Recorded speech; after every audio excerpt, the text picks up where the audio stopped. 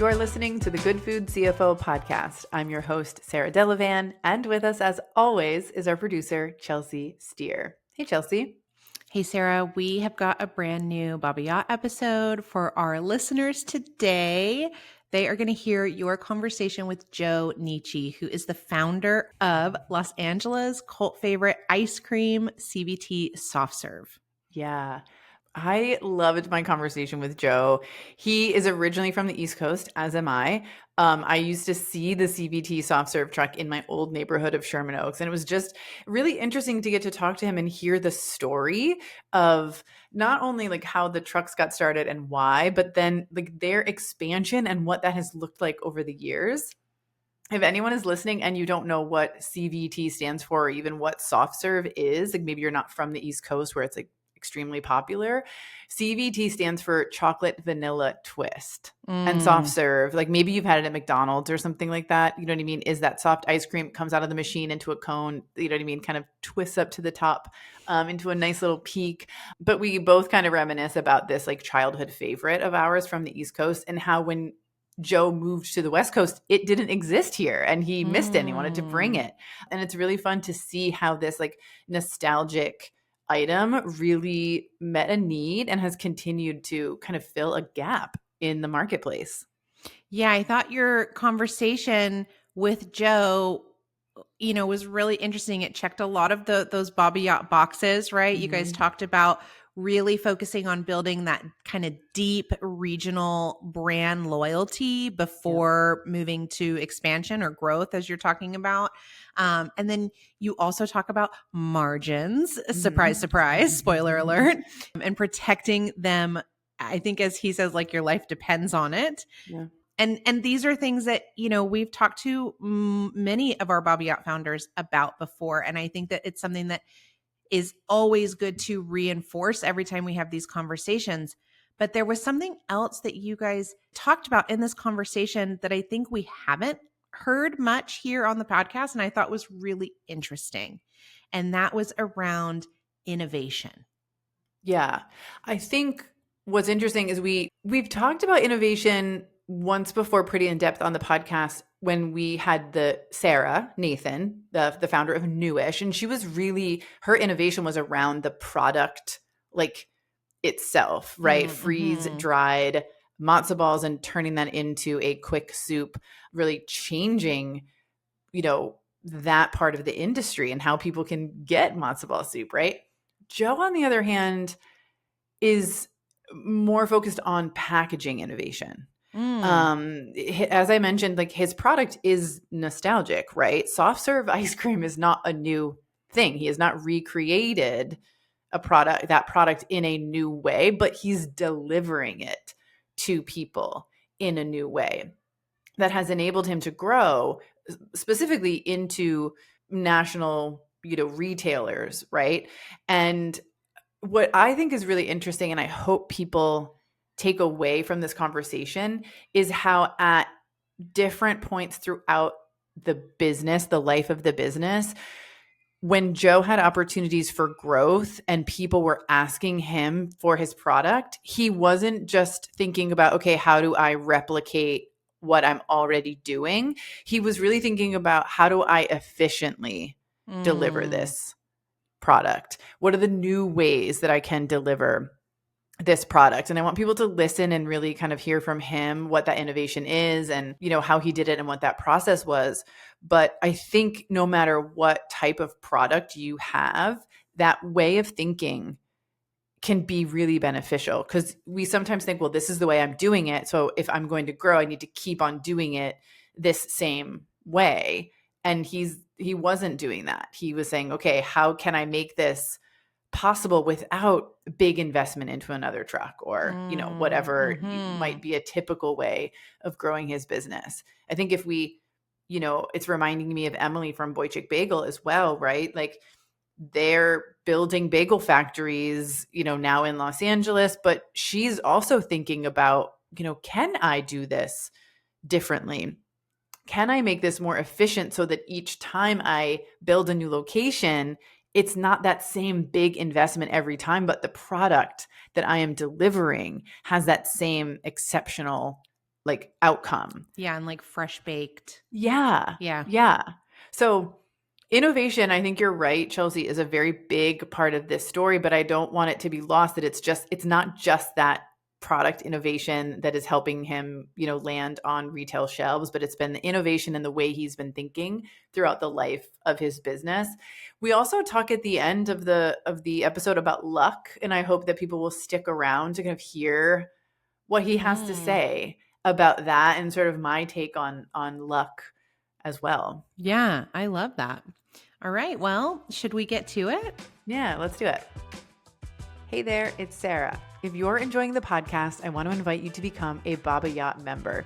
It stands for Building a Business on Your Own Terms, and your membership directly supports the continued production of this podcast and helps us reach our goal of supporting 1 million food founders. As a member, you'll get access to our live coaching events, have your brand featured right here on the podcast, be the first to test our new tools, and receive a 10% discount on all of our tools and services when you choose an annual plan. Join fellow successful founders at thegoodfoodcfo.com/Baba Yacht. That's spelled BABOYOT. Together, we're changing the way that food business is done. Now, back to the show. Joe, welcome to the podcast. Thanks for having me. I'm really excited to talk to you today because I have seen the CVT ice cream truck in Sherman Oaks. I live in Los Angeles. I've sadly never eaten from your truck because I don't eat a lot of ice cream, sadly. But I know friends that are like really like rabid fans of yours. That's so cool. I love hearing that. Yeah. So why don't you share with our audience a little bit of background about your business, like how you started, kind of what your mission was and what you're up to today? Absolutely. So I started CVT 11 years ago, March 2014 in LA. I'm from upstate New York, where I grew up with soft serve ice cream. And when I moved to Los Angeles a lifetime ago, I was complaining to people, there's no soft serve in LA. It's all frozen yogurt. It's a very health conscious, image conscious town. And I want the good stuff. So I would ask people that grew up in LA, I would say, where do you get soft serve? And they'd say McDonald's. I'm like, that's garbage. Where's the good stuff? So I can say, I joke about it, but in all seriousness, I opened out of frustration. I had this thing that I wanted. It didn't exist. So we brought it back to LA. So that was the original start for the trucks. And then pretty quickly we were known as a TV film catering truck. So we had to get a second truck. Okay. I've had a lot of success in LA. Any press in LA that's been about food trucks, the LA Times, LA Weekly, you name it. LA Magazine, best food truck, best soft serve, best ice cream. We've been on all the lists. So that was about 11 years of my life was the truck. I mean, still is the trucks in Los Angeles. Wow. So that was a little background on the brand. And then we started wholesaling jugs of ice cream where you'd pour them into soft serve machines to colleges and restaurants. And then about, 4 years ago, we got a residential install and it was Jeff Bezos. Okay. And when Jeff put our ice cream in his house, it was this light bulb moment for me of how can we get soft serve to everyone that can't afford a very expensive machine in their kitchen. So I spent a couple of years of my life doing some R&D of can we make soft serve to go? And that's where we're at today. We launched the CVT pouches that are now in retail, close to 3,000 stores now in just over 2 years. Wow. May of 23. So I'm from Pennsylvania originally. And it just like dawning on me that, yeah, there is no outside of your company soft serve in LA. Like to this day, I really don't know any other like kind of higher end, if you will, brand, right? Like not McDonald's. When I was in grade school, there was a truck called Dairy Dan. Okay. And it was an annual treat that the truck would come to the school and we would get soft serve as a treat every single year.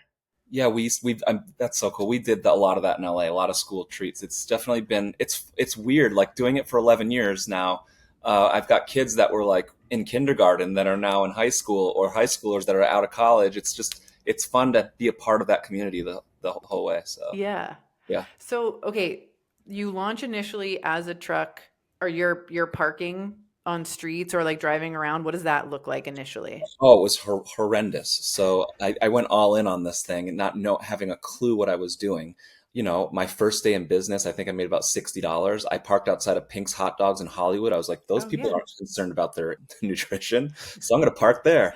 And people walked out of Pink's holding their stomach. They're like, oh, I'm so full. This is terrible. I'd love to have it. I'm so full. I can't eat it. So then my wife and I, we used to frequent Mendocino Farms in Sherman Oaks. And I was like, well, there's a place we could try. People are eating salads or sandwiches. Maybe there's an opportunity there. So we went there close to 11 years ago, and we never looked back. It was like our top place. So That's wild. it was just positioning the trucks in places where we think people are going to like it. And then very quickly, Hollywood came knocking for TV film catering. And then this is before the whole influencer culture took off, just getting celebrities to talk about it with their colleagues. And then it just blew up. So we had to get a second truck.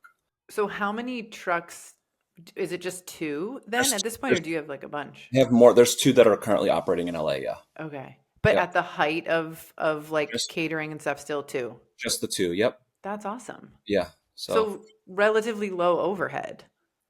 Yes, except for the fact that I wanted a 1961 truck, which had to be completely overhauled to be in LA County. The LA County Health Department was a challenge, to say the least. So the trucks probably cost me like $150,000 just to get in, but they're really cute.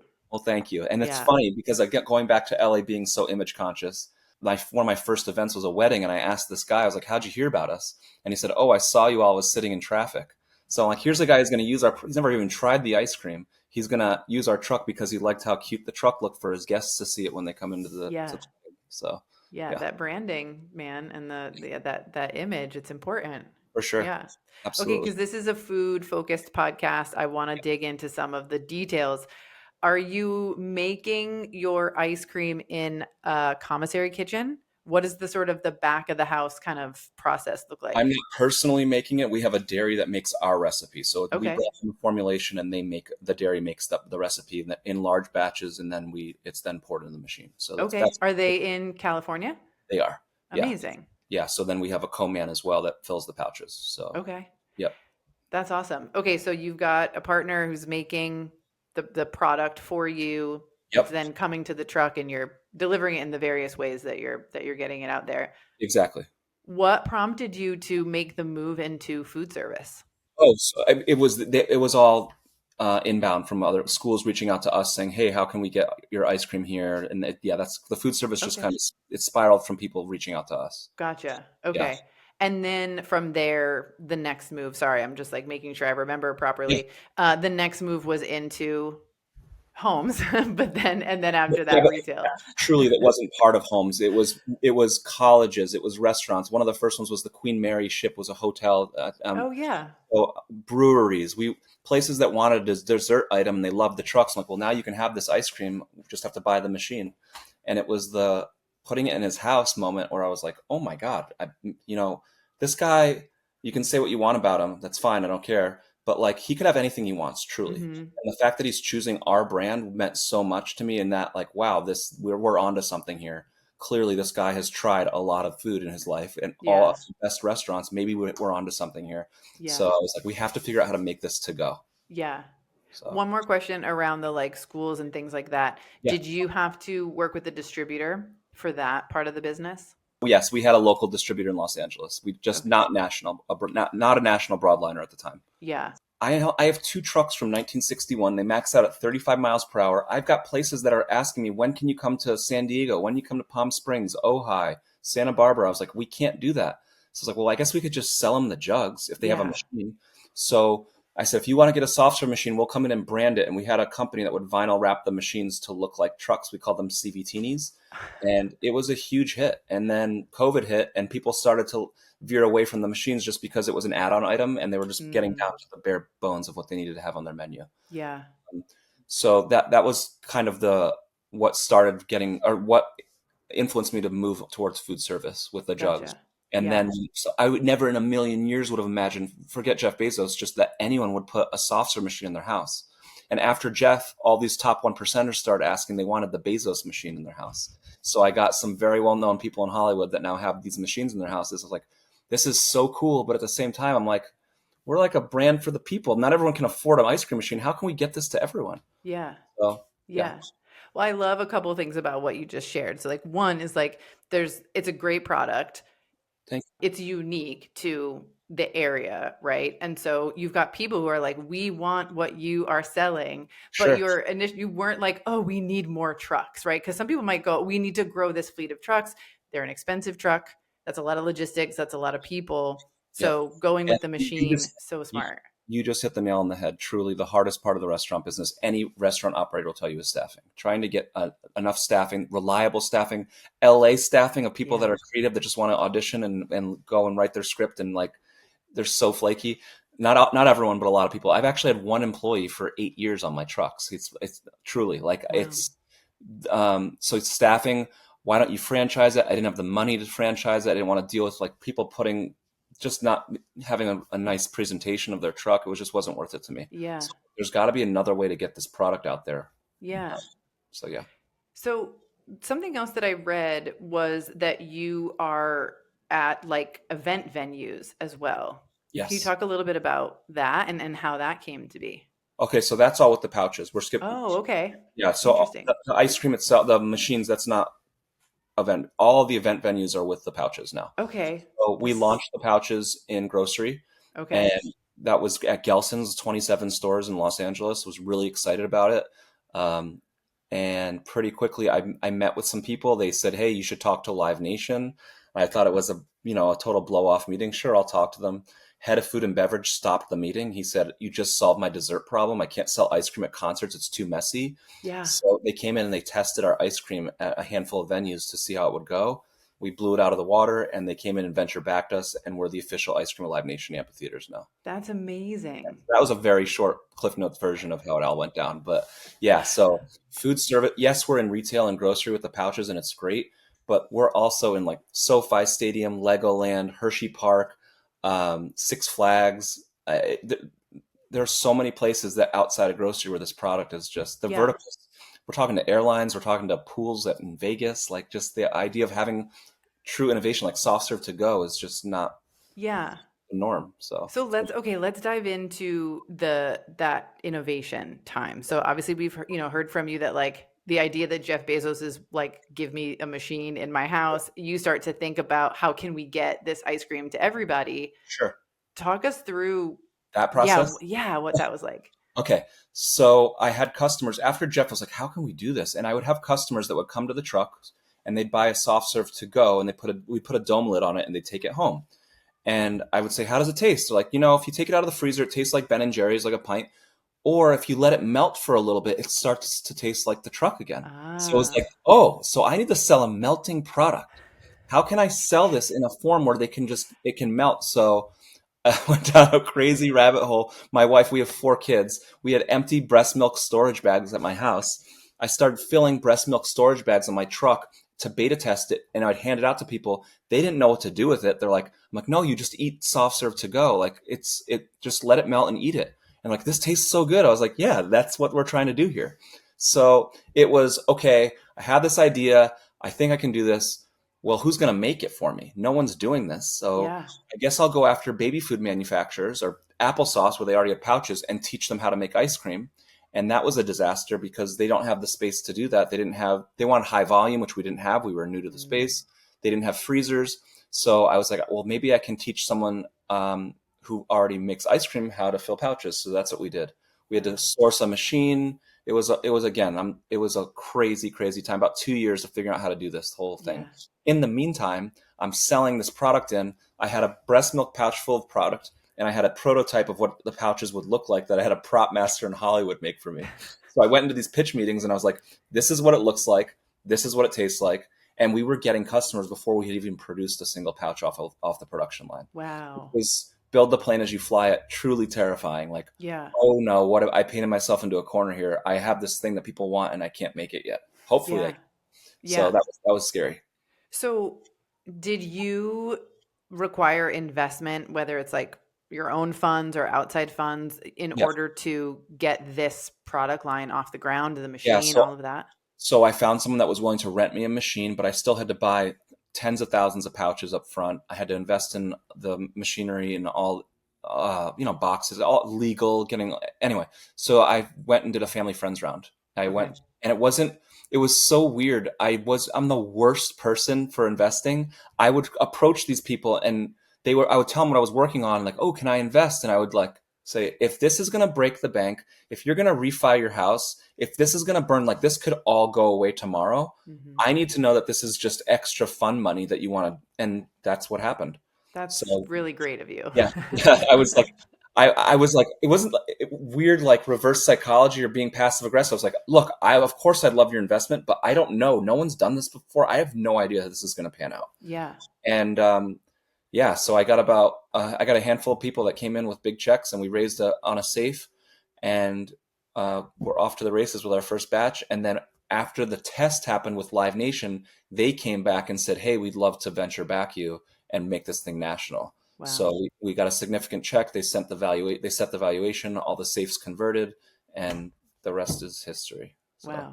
So, okay, I'm going to go back a little bit in time to I want to balance out the timeline here. So, did you get the product ready to launch into Gelson's, which was the first store prior to going with Live Nation, or did that happen sort of simultaneously? simultaneously, actually. Okay. So I took the pitch meetings with prototypes. They all said we want it. This was in late 22, like November, December of 22. Live Nation was trying it as well, and they really liked the product. And then early January, Live Nation came in and they said, "When can we have it?" I hadn't had the machine ready yet. I said, "We'll be ready in May," which was the plan, or ready in April or May. And so I was taking POs from people without having the product. I know this is, Yeah. you're making me sweat right now. I'm having major PTSD here. But Sorry. yeah, it was terrifying to like, I knew I could do it. I just hadn't done it yet. So Yeah. there was definitely a lot of like, take the leap and hopefully you'll land kind of thing. Yeah. Yeah, Amazing. So, okay, I love to dive into some of the distributor and like retail ins and outs. And something we talk a lot about here on the podcast is trade spend. And I know that if you're a new product, you're a young brand, you don't have velocity data, it can cost you a lot in promos and slotting fees and intro allowances and all of that stuff to yep, get on shelf. I'm familiar with what Gelson's typically asks for. I also know that if you are in high demand, if you have a brand that carries some level of cachet with it, you can avoid some of those things. So I'm curious if you can share a little bit about what your journey onto shelf looked like in terms of trade spend. sure. So to start, we told Gelson, like exactly what you said, we're a young brand. They were so impressed by the innovation and the Live Nation aspect of it that they Hmm. took us without promotion to start. They just brought us in. Like Awesome. you said, they made an exception. We were selling at full price. There was no discount. Let's just see what happens. Yeah. Well, if it's not working, we'll forward invest 50 cents off a pouch or whatever it was. Well, I was told early on the average USW in the category was 7 to 10 units per store per week. We started our USW at Gelson's was 120 when we launched A week? a week So per were store. you doing promotion? Like, were you doing social media? Were you talking about your audience like Here's here what in Los Angeles? here's why I think it was perfect storm. So also, I mean, the president of Gelson's reached out and he's like, "We've never seen anything like this." People were Yeah. calling the stores and buying it by the case. It wasn't even hitting the shelf. So what I think what happened was we had created such brand loyalty for 8, 9 years in LA, and the only place to buy it was in Southern California. That it just spiraled. People would buy it. It was almost like Beanie Babies or Cabbage Patch Kids. Like people were trying to, and they would send me photos, and I'd repost it, and it would just snowballed. "Oh my God, have you tried it?" And they loved it. It was so incredible. The USW has since come down, obviously, because we're in way Sure. more than 27 doors. But to start, it was just like overwhelming. So, and that was at full price. I didn't. That was a tangent. It was full price, no promotions Yeah. whatsoever. That No. tangent I think is really important though, because another thing we talk about a lot here is the value in building a regional brand or even like a hyper local brand where you have a deep connection with your audience, with your customer.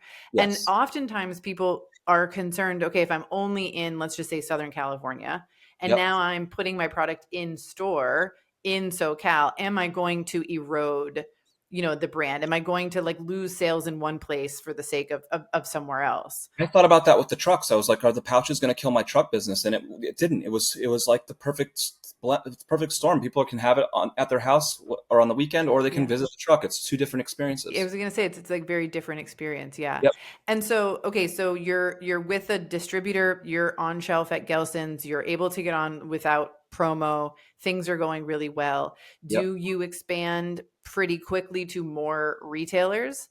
So yes, Bristol Farms was probably one of the top competitors to Gelson's. They came quickly. They saw it. People had access to the spins data. I didn't know anything about the data at the time. Mm, very quickly, Northern California came in with interest, and then Kroger's Western KMA. So it's Seattle with QFC Fred Meyer, Ralph's in LA, Smith's, King Super. They gave us 700 doors like quickly, really quickly. Wow.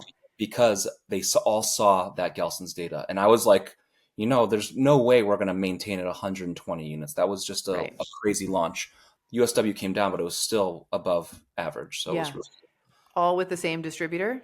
All with the same distributor. And then we quickly got some DSD distributors and other distributors because other people wanted it. Honestly, it wasn't like I wasn't going to sign an exclusive with a distributor because I leave it up to the retailer. Yeah. If a certain grocery store wants to use a certain distributor, I have to go with them. It's not. Yeah. And then did you have to go into trade spend and slotting fees and things with the expansion? I know Kroger, typically has a requirement in their stores. I think there was a minimal, but it wasn't that bad. Again, it was. I don't want to get people excited if they have an innovative product, but it worked for us. So you have an innovative product, and they're seeing the sales, and we're driving business to your grocery store. They'll definitely make exceptions for you. Yeah, we see a lot of people rush to retail, as I like to say. Right? They think okay, if we're going to grow, I'm sorry, the garbage truck is picking up outside. If our listeners could hear that. I'm a fractional CFO outside of doing this podcast. I work with a lot of brands, and oftentimes there's that rush to retail, a rush to onboard with the distributor. And I talk a lot about, the position that you're putting yourself in, right? Who really has the control? Who really has the sort of the power, for lack of a better word, in the relationship? And I think the more regional support you have from your customers, the more data you can bring to the table about how your product is moving and innovation, like all of those things help to make it a more favorable launch and expansion for a brand. I don't believe that it should be as expensive as it typically is for a brand to get on shelf. It shouldn't be, but unfortunately that's the name of the game. And I get they figured out a way, they want to get paid for that real estate. And that's just how it is, unfortunately. Again, we had a little bit of leverage because we had a product that was flying and we had the data to support it. Yeah. It's really fascinating. I love that. So you mentioned we do a little questionnaire before we get on. You mentioned that the biggest financial lesson that you learned is to make sure you're selling a product with a healthy margin. Because if margins are thin, you're going to struggle to stay afloat. Yes. How maybe can you share a little insight into how you learned this, and if you had to kind of make adjustments with your margins, along your journey? Sure. I knew where I wanted the SRP to be. I wanted this to be a $5 or less item, $4.99 max. And I thought, even with Gelson's in my mind, I was like, if $4.99 is too much, we'll drop the price. And it was selling at full price, $5 every day. Right. Okay. So how do we back into that? Okay. I know that the retailer needs to make this much margin. Mm-hmm. I know the distributor needs to make this much. Well, I need to make a profit myself for my company. So it was making sure I wanted the end result for that retail price to work. And sometimes distributors are willing to compress as well.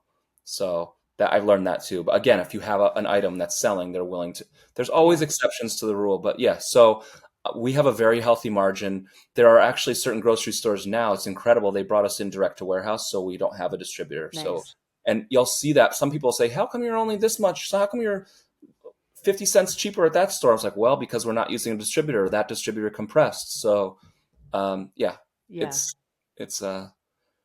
interesting to learn that if you don't know this in CPG, you need to know that the distributor and the retailer need to make a nice margin. So you got to make sure you leave yourself room. Otherwise, you're not going to have enough money to make payroll or buy more product or any of that. Yeah. How many servings are in one of your pouches? One. Okay. I mean, it's the size. It's 6 ounces, so it's the size of a typical cone off of our trucks. I had an ice cream distributor tell me, he said, one of the most popular novelty ice cream products in the market is Nestle Dibs, which comes in that red box, like the little chocolate you at a movie theater. And he goes, do you know why? And I said, no. He goes, because it's resealable. You can have a couple and put it away. So he's like, that's also with your pouches. You can put the cap back on it. And no one does, but you could if you wanted to save some for later. Yeah. So it's 6 ounces. Interesting. And then, and how is that? Just thinking price strategy, is that somewhat comparable to the price of a cone at the truck?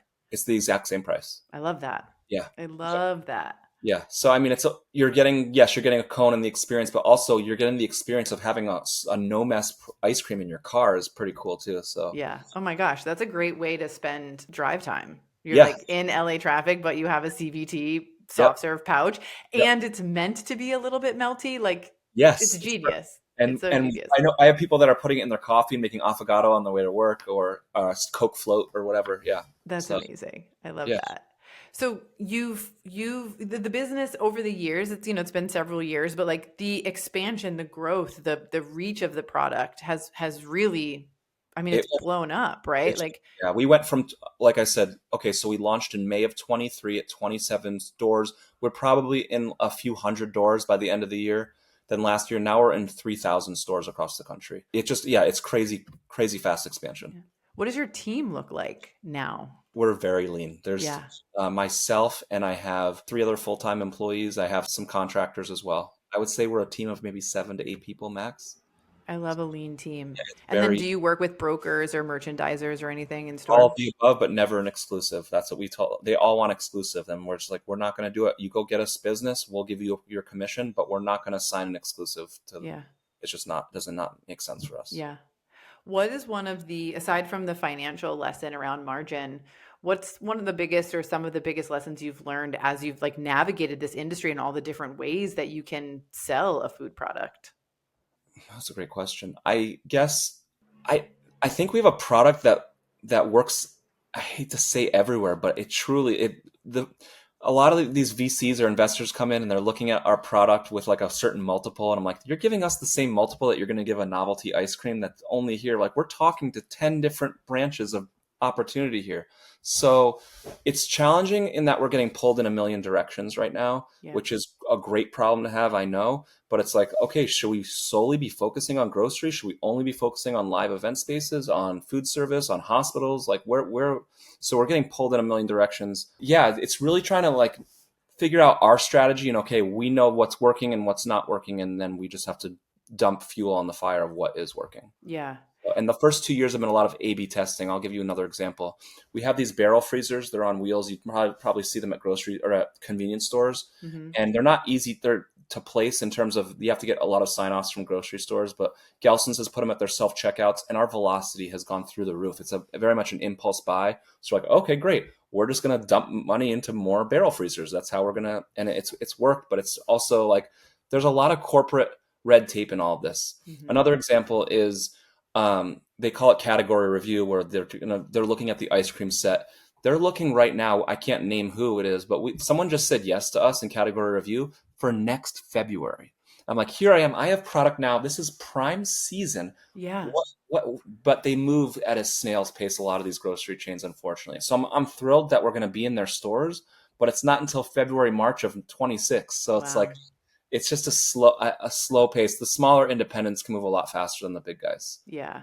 Yeah. Um, so yeah, just really learning about the corporate world of how this all it's just been I'm learning every day. I have no problem raising my hand in a room or telling people I'm new to CPG. I'm here to learn. Um, yeah.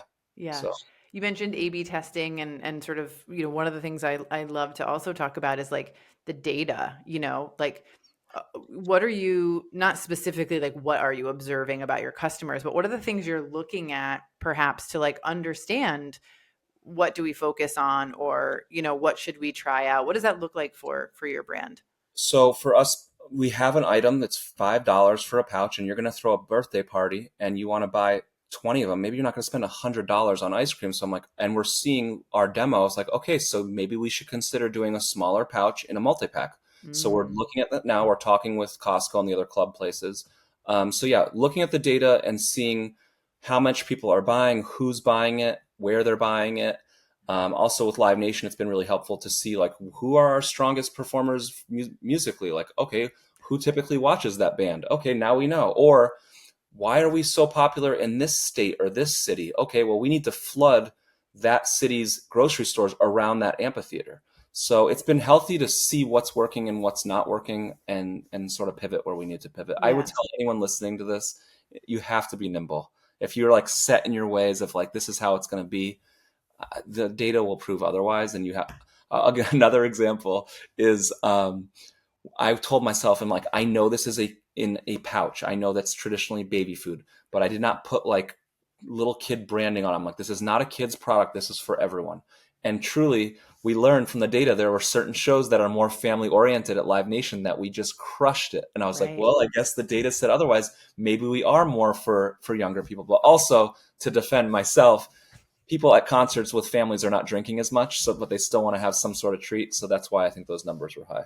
Yeah. But Well, and families, there's more people to feed, right? Mom and dad or whoever, they want some ice cream, like we'll get some for the kids too. yeah, Yeah. absolutely. I love it. I was also going to say I don't use a lot of mobile apps, but we've had a lot of success with DoorDash and Instacart. And I just wasn't even thinking about that space when we were doing it, that people would just get on their phone and have ice cream sent to their house. Yeah. Yeah, it's Makes been sense. cool. Yeah. Yeah, It's funny. Like you can't possibly imagine all the ways that people are going to interact with and consume your product. So I think that point that you made, like being open-minded and like being willing to pivot, yep, especially like we're one person, right? I also don't use like DoorDash and stuff like that, but how many people, yeah, especially in LA, do? So to cut that off, you're like, oh, I guess, um, we can't be our only customer yep. in our head. Also, in terms of packaging, I was thinking about this and I talked to my team. I'm the worst consumer, so it's really hard for me. If I'm going to the store, I already know what I'm buying. I'm not window shopping in the freezer aisle. Right. A lot of people like, Joe, you have to capture their attention with your packaging. I'm like, are people really doing that? They're just like cruising the grocery store. That's not me. Or with social media, it's been a huge success for my company. That's how we grew the brand from Instagram. But I'm like, I'm such a hypocrite because there's tons of products that I buy at the grocery store. I don't follow their social media Right. accounts. So it's this weird, like, I guess we'll try a little bit of everything and see what sticks. Yeah. Yeah. I love it. Well, this has been really fun. I don't want to keep you too long. I think sharing the insights of your experience are so interesting. Oh, thank you. And I think that our founders, listening can learn a lot. I mean, just to kind of rattle off a few things is like reinforcing that the idea of margin and having a healthy margin for your business is so important. Being nimble, looking at the data, and being open. I think listening to your customer, and we didn't like talk about this specifically, but it seems like that was something that you start off with a good product Yep. and listening to your customer and sort of asking yourself, how can I meet this need in Yeah. like almost like the most efficient way, Yeah. right? Absolutely. And also, it's weird because I'm like this old curmudgeon where I don't want to go on trend. I'm like, we're not going to do this. Oh, it's vegan, it's gluten free, it's this or that. We're just basic. Like we are going back to basics, that classic Americana ice cream. But like, I feel like a lot of CPG brands get stuck in the trend, and when the trend goes south, it's like, what are you going to do? So that can be Yeah. scary. Yeah. I was just reading an article. James Richardson, whom I love to consume his sort of CPG information, he was talking about how if you are a brand who's following a trend, right, or like you can have huge initial success, Yep. but when the next trend comes along, you Are you typically will still? suffer.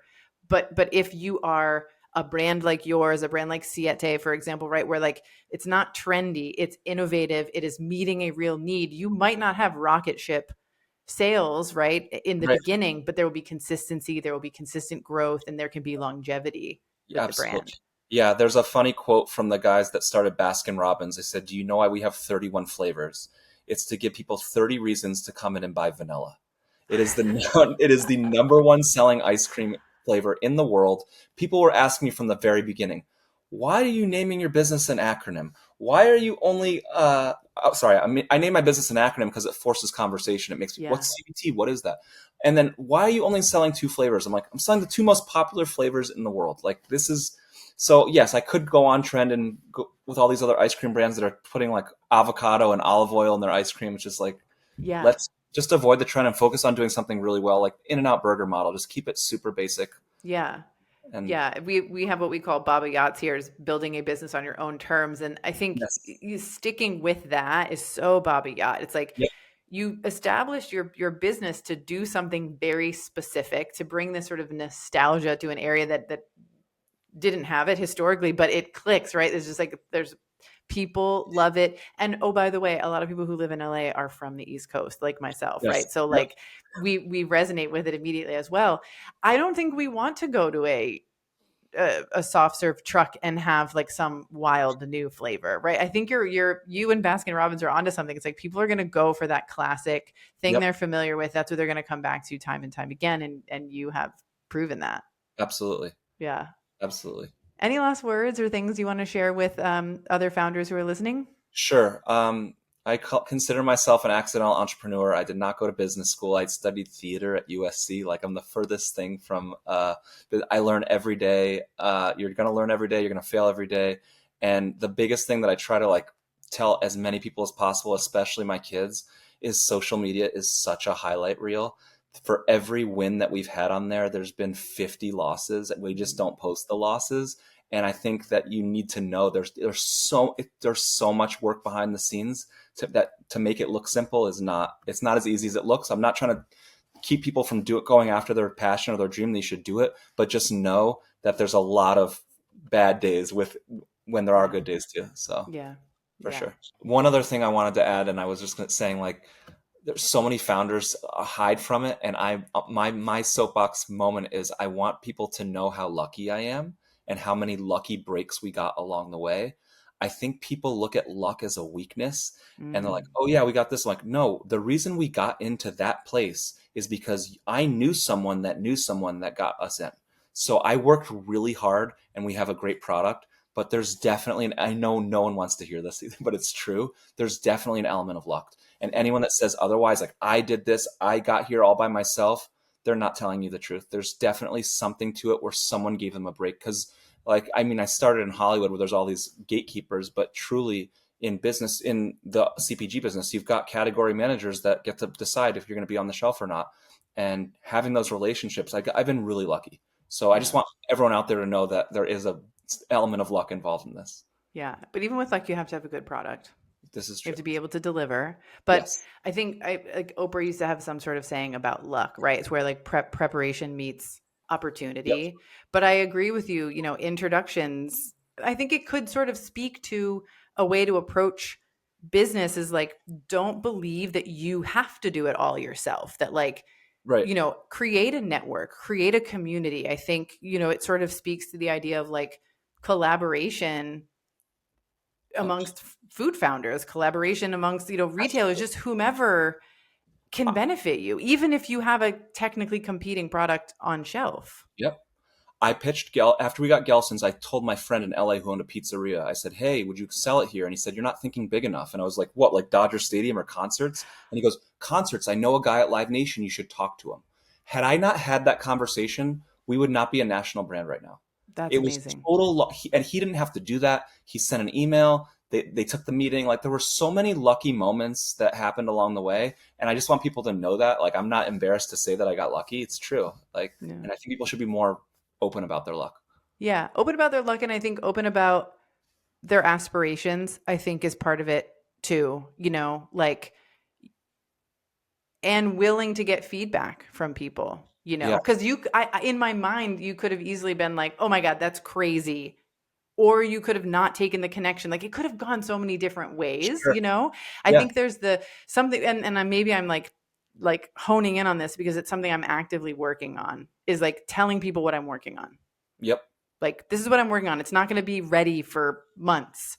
And I don't know how it's going to turn out, but like I'm working on it. And then they can say like, oh my gosh, you need to meet so-and-so. They've done this before or whatever. It's like, if I didn't do that, then I would be trying to just do it all myself. And there's no opportunity for luck if we're not open, to sharing. Before Gelson's, when I had this idea, I did that exact thing. I had a friend who's a regular customer of ours at the truck, and I confided in him. And I showed him pictures. I'm like, I'm working on this thing. And he goes, I have a friend who helps build brands. He's a consultant. He's now my head of sales. Wow. But that awesome. Happened because I did exactly what you just said. But normally I would be really cagey. Like, I don't want to talk about it. I want to wait till it's ready. But that guy, he opened so many doors for us. Yeah. I think that's great advice. I love that. On that note, where can people learn more about CVT? CVTSoftServe.com on our website. There's a locator. You can find out where to buy us. And then all of our handles on Twitter, Facebook, TikTok, Instagram, it's all at CVT Soft Serve. Awesome. Well, thank you so much, Joe. Yeah, thank you. Looking for more content like this? Subscribe to our YouTube channel. You'll see weekly podcast episodes as well as other content related to the show. just visit youtube.com/@thegoodfoodcfo. Thank you for joining us here today. If you enjoyed this episode or found it helpful or inspiring in any way, please share it with your founder friends on social and rate and review the podcast wherever you listen. It's the #1 way to help good food founders find the show. We'll be back with a brand new episode next week.